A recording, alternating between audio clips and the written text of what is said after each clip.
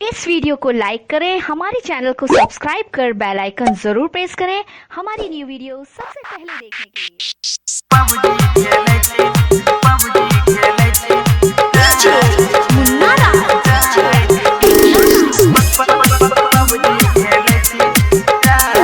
जय मां दुर्गा म्यूजिक आ गया, मिथिलांचल में छा गया। तोरे चक्कर में गे पूजिया पबजी खेले थी हमारा में, पबजी खेले थी हमारा में, पबजी खेले थी तोरे चक्कर में गे कजली पबजी खेले थी हमारा में, पबजी खेले थी हमारा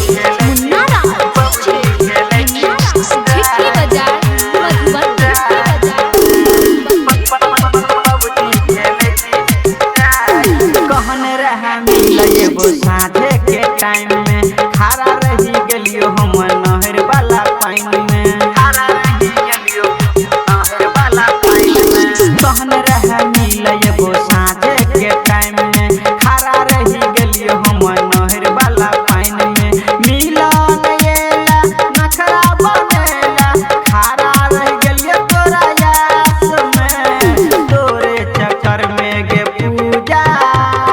पबजी खेले थी हमारा में, पबजी खेले थी हमारा में, तोरे चक्कर में गे सोनिया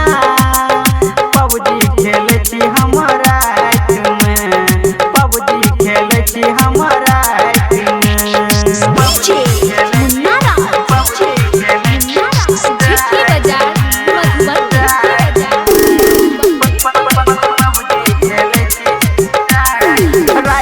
राहुल के तू दो देला धोखा, साहू पर कास के तू दे चला मौका, साहू पर कास के तू दे चला मौका, राइटर राहुल के तू दो देला धोखा, साहू पर कास के तू दे चला मौका, गायक राम कुमार के मार चलाइन कहला पर डांटे छा टाइट में, तोरे चक्कर में गे कजली पबजी खेले थी हमारा में, पबजी खेले थी हमारा में, तोरे चक्कर में गे पूजा पबजी खेले थी हमारा में, पबजी खेले थी हमारा में। जय मां दुर्गा म्यूजिक खजोली बाजार।